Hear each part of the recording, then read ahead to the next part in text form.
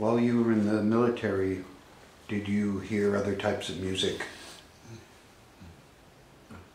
Of course I heard the Beatles. Yeah. That was great. But there was more than the Beatles, actually. I got to hear, let's say, the Rishi Mahesh Yogi speak. That was important to me. That was part of the awakening to yoga culture in my case. When I got up to Toronto on my journey, I stepped. I was called up there for spiritual purposes and some musical. But I connected with a Rinpoche up there. And it was not a big deal. And the Rinpoche said it's not a big deal as well, so he was very cool. And it's not a big deal, but whatever he said he could give anybody, you can save lives with it or kill people with it, depending how you use it. So this was an interesting angle for me at that point. And I wasn't hearing that too much by other people. And so coincidentally, it was through the Buddhist that I had access to what was it? A sitar. Yeah, sitar. They had a sitar in their store, a bookstore. And they said, "Man, would you like to buy it? It's $200. I said, Maybe they said a practitioner who was using it. I said, "Oh, of course." So I bought it. And it was very fascinating. But I have to add before that, when I got to Canada, my entrance into Canada was hearing the music of Ala Raka and Ravi Shankar. As soon as I got into the country there, we were with Quakers, and they were part of the university faculty. And they said, "Hey, we're going to the faculty, come with us, we're going to hear the music of Ravi Shankar." It's like in a small room, so. That was very important to me too. That's also very profound. Because then we're talking about the inner sounds, and the audible inner sounds, and the microtonal sounds, and I don't know. See, and that creates different resonances in your ears and in your nervous system. So coming from a yogic viewpoint, which of course in the case of Ravi Shankar was a yogi, then we're talking about awakening something that has to do with our subtle nature, not just musical nature, but subtle nature, pre-musical nature. Pre-hearing nature, vibrating, or resonance, cosmic resonance, spiritual resonance. So then sound became important too. And as I was saying earlier, in hearing the Maharishi, that was opening. Also being aware of the teachings of Yogananda Paramahamsa. This was also very important. And having access to some of his music, which is like going back in time for me. So these were very important, let's say, experiences with the sound, the inner sound, not just cultural sound, which I was brought up in the African level of cultural sound, say Afro-Rican, right? That mix, salsa mix. But more in the parks, the deep rhythm mix, deep drum mix for shamanic purposes, the healing, without professional shamans being there, but it's our nature to dance, liberate ourselves. It's important for us. I mean, we are dancers and singers by nature, and musicians by nature. Part of the sound stream, we are that. So all of this served to give me a more open-minded view of what I was here to do. Before I got up to the Canadian jazz, well before that, I had experienced all kinds of other things. And so my quick progression up there was not precedented. It was unprecedented. People thought that I was, who knows who cares what they thought. But I was moving very quickly towards what it was I was here to do. Right?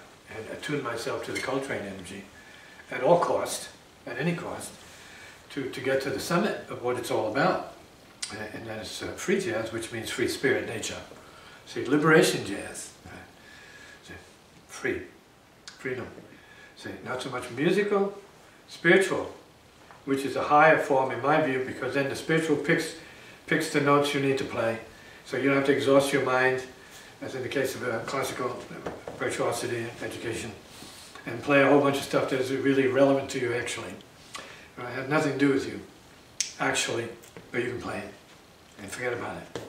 It has more to do with the composer and his experience and his tragedies and his accomplishments. Can you compare or contrast Indian classical music and its improvisation with jazz and, you know? Well, they say, well, the Hindus will tell you right up front, it's not jazz. In other words, it's more lawful. It would seem to be more lawful. But jazz is also lawful. So I have a disagreement there in a certain way. So there's spiritual jazz, no question about it. Because the spiritual is human. Human is universal. So it's not about jazz starting anywhere, in New Orleans or anywhere else, or in my backyard. It's in our nature.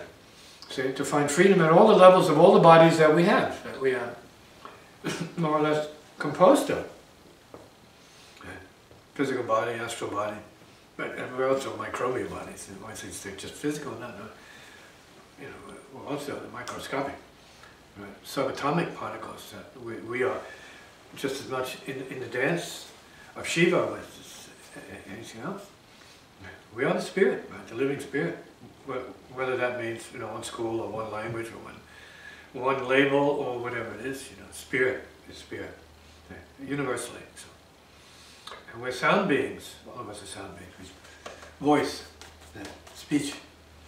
We're sound beings. Vaka. We're channels of the sound current. Any way you want to look at it. So yeah, of course, this relates to what I'm doing. I don't consider jazz, I call it hi-fi sound. It's an extension of it. So it's not about the jazz, let's say, cultural jazz. It's about cosmic jazz, in a sense. Someone says free jazz, well, no, it's just spiritual jazz. If it's any kind of jazz, it's spiritual. Sound channeling. Okay. Maybe it's no jazz at all. No jazz to it. No BS to it, in other words. No jive, nothing. It's pure. Pure. And that's how it should be. And that's what I got from the people who were in the Hindu music. So any musicians I was around, it's just it's pure. It's like only sound. Real sound. The inner sound is a continuum. The sound continuum. And so their traditions enable you to study the rags and all of it. The tals, the rags and tals, you know. The times and the scales and the times you play them. All of this, I think, is good instruction. It's good knowledge. But then you have to be. Okay. You need to be.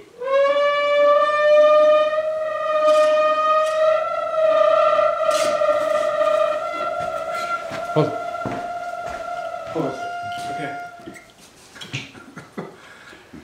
Yeah, that was a perfect demonstration of what we were talking about. Like the inner sounds, right? Really. Then we were overwhelmed by it. And outer sound, come in. I wanted to ask you about drumming because it's both a universal language, it would seem, and culturally different everywhere in the world. Well, yes, because people are their own time.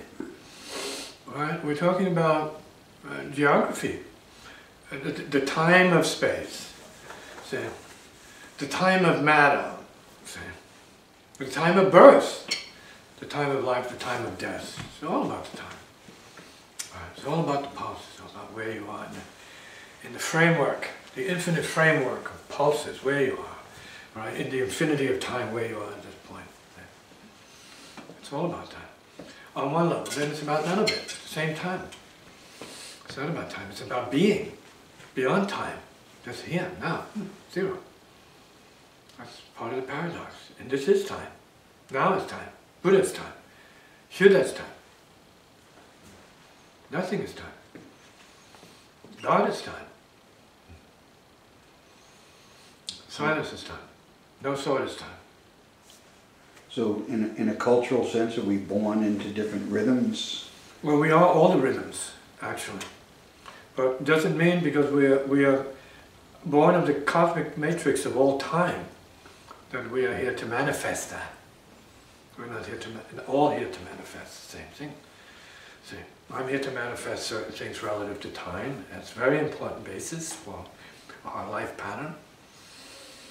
And it has a lot to do with the music I'm playing and why I don't play time as much. Because time creates space. Space enables time. See? They are the same as like sound and silence. They are paradox, they are complementary, yin and yang. And we need to know this. We are spirit and yet we are not. See? We are subject to time. We are spirit and we are allowed to be that up to a certain point in time. And then we go beyond time. But paradoxically, because we can go beyond time, we're already beyond time. And there's no time. And so to try to play the music of no time is interesting. That's space. To try to play the music of space is also interesting, because that's emotion, feeling, and sense. So and to try to play that, then you go beyond that, see, and then that's void. Or thought, if you go to thought, then eventually you get back to void, because void is what enables everything to arise and disappear. So would you say certain cultures are the guardians of certain rhythms? Perhaps for themselves, for their own purposes, yes. Yes. But if it's within your destiny, you will find the right notes, the right music, and the right resonances, and the right rhythms. See? But you have to be willing to experience yourself that completely, inside and out. See? So then we're talking about depth and breadth of consciousness, if you have any such thing. If your meditation or your realization, forget about meditation as a means, your realization as a result is such. So is our ability to get beyond let's say our cultural music a sort of recreation for each individual? Well, the cultural music is there. It's like the garments you wear. See, it has its place. It's sacred. It serves a purpose.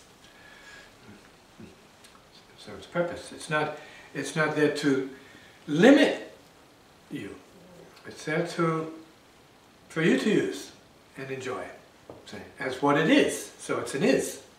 That's what it is. But what it is then shows up as a very, very definite track. See, like a particle of a line, a particle, right? Particle line. A light beam. See? And that's it. And you have everything else. So the one cultural blip is the possibility of everything else. At the same time you see it. Everything else becomes possible because of that one thing there. It means everything else is possible. Whatever you hear means everything else is possible. Yeah. Are some rhythms, let's say, more universal than others, more inclusive and less exclusive? Well, 3/4/4/4, there are the general rhythms that are obviously, pretty much constant regular pulses. We arbitrarily divide them into, I guess you might say, time patterns and measures and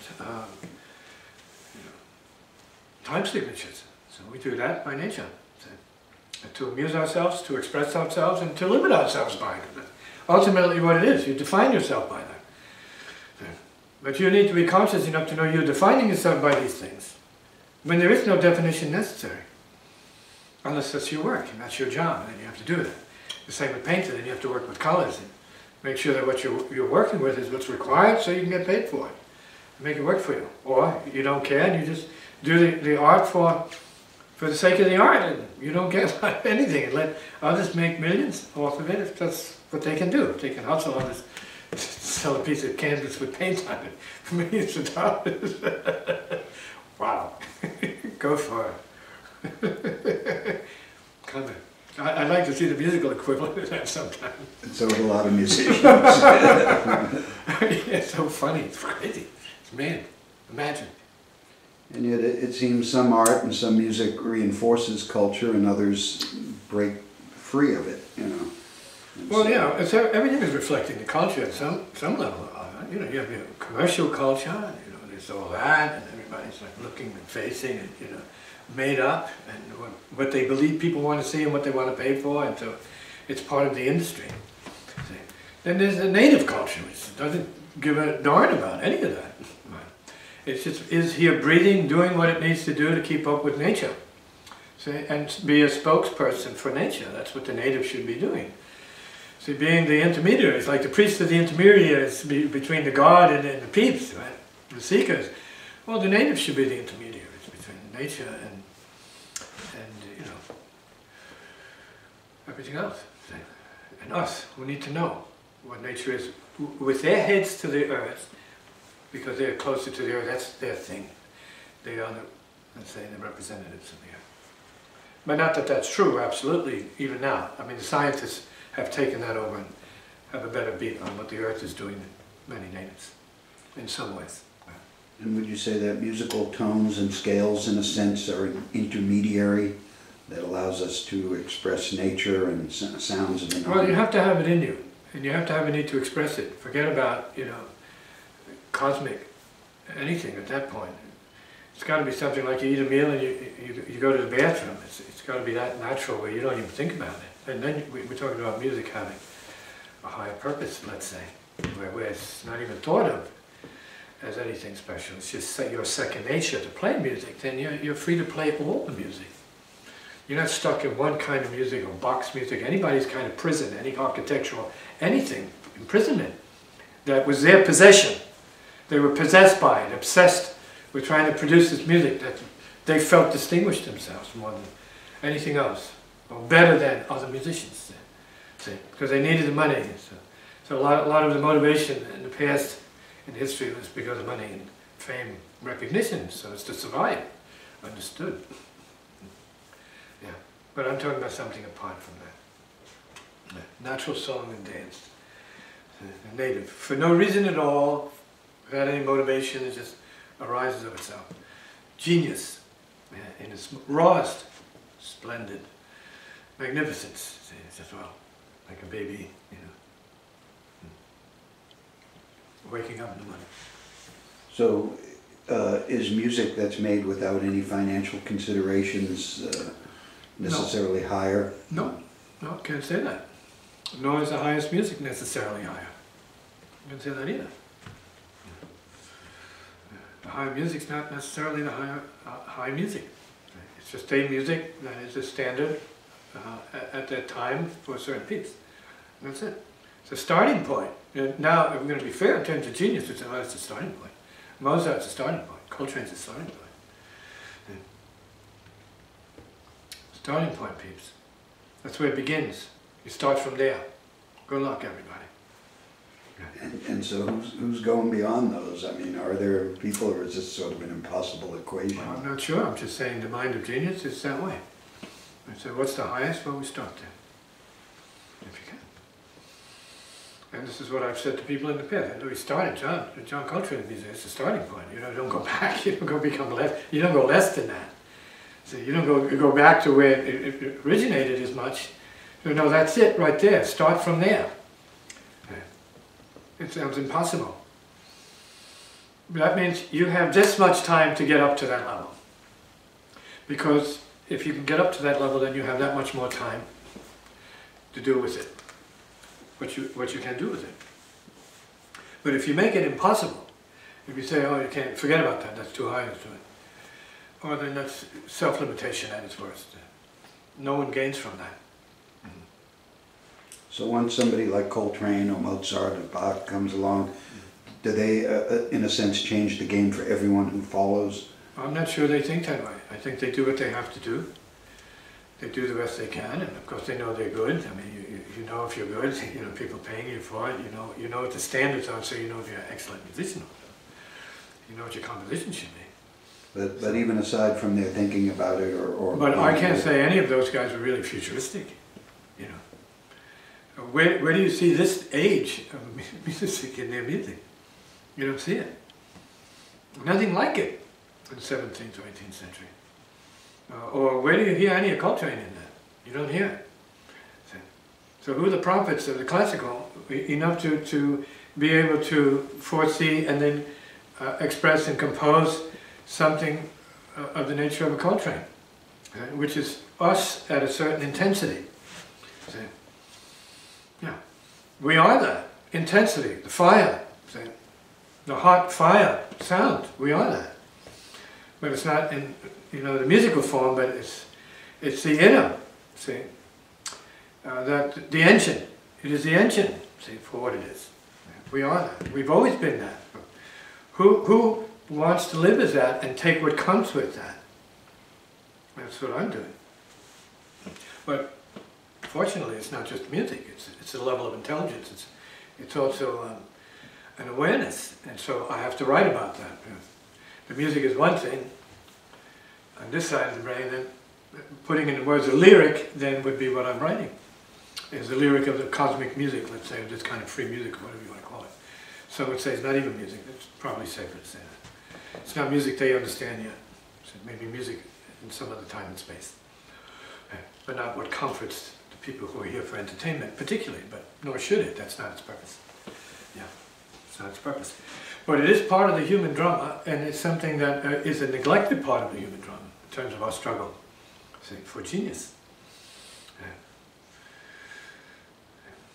As humans, I'm not just saying as artists, as humans, say, where our struggle for spiritual freedom is what I'm talking about. Say, not, as you heard, at last, no, at first, yeah. Spirit first and last. Never at last, it's always now, so it's first. First spirit first. So when musicians like, for example, the Beatles come along who have such broad appeal to so many people. And they have a lot of elements that appeal to a lot of people. So a little bit of this, a little bit of that. It's like very eclectic music. Right, so it appeals to a lot of people, which is what it did.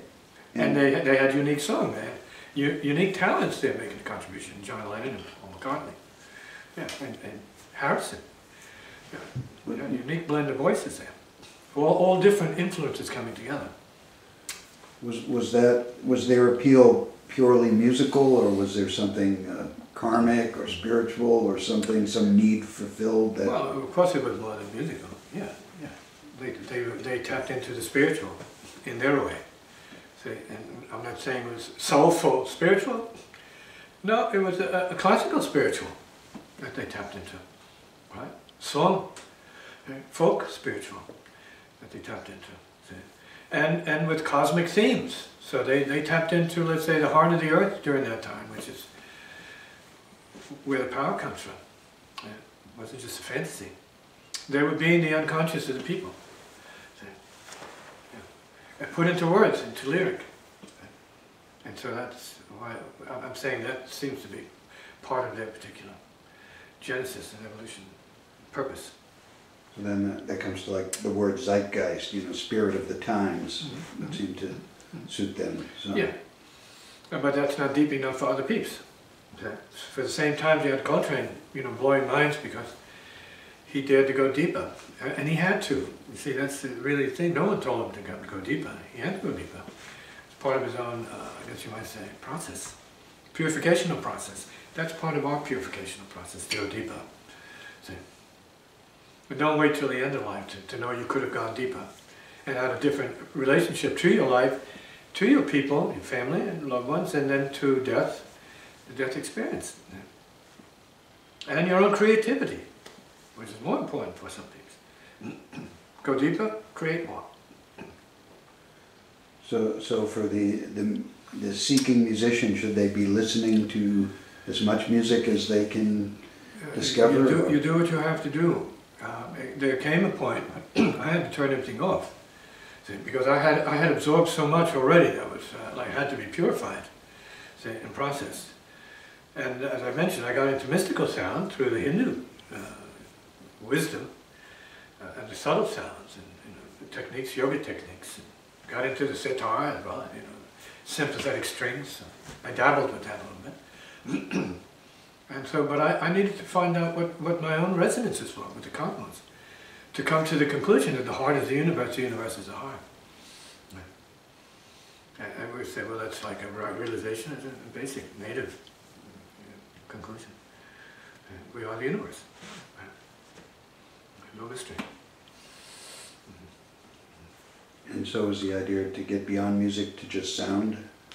Well, yeah, I think to the source of music, to the mother of the music, right? In this case, it's silence, which is another abstract concept. It's a concept. What is sound but subtlest sounds? I'm the spirit. What is silence but subtlest sounds? What is spirit? If not the fullness of silent sound. Sound, silence.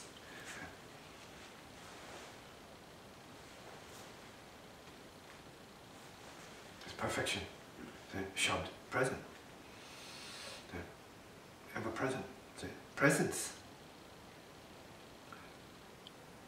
Already done. Already gone. Comment? It would seem musicians, myself included, need to study silence, experience silence as much as we experience sound, because it's the missing part sometimes. Well, we are silence. We disappear into it throughout the day. We're speechless at certain times. That's a form of the manifestation of no speech, silence, that's absence of speech, maybe. But we're also the unconscious. Right? We are the void. We're the living void. See? We are living nirvana, but we don't know it as that. We are the manifestation of nirvana, but we don't know that as that. It's no mystery. So we are the sound current, we are the shabd. We are the universe, we are the sun, we are the moon, all of it. See, we're the all of it-ness, which means we're native beings, basically. We are the system, we are the solar system. It's not an egotistic or intellectual system. So it's not a thought system, it's a being system, the system of our being. See, in perfect resonance with the rest of the universe, but most importantly in the solar system. And very powerfully impacted by fluxes and changes and processes in the solar system. We are affected by that. We are that. See, we're part of its stream. We're part of Uranus. We're part of Pluto. We're part of Neptune. We're part of Saturn, Jupiter, Mars, Venus, Mercury. See, and Moon. We're part of that. We are this space. And we are the beingness of it, the living space of it all. We are living this space, the breath of the universe. So for yourself, do you use music and sound to express silence? Absolutely. In every case, it's all about that. The expression of the heart as the source of sound is silence. The truth of our very nature is this nirvanic silence of zero. Perfect hearing. No pitch. Perfect no pitch. Zero pitch. No sound. No pitch. No distinction. No mind. No self. No thought. No world, etc.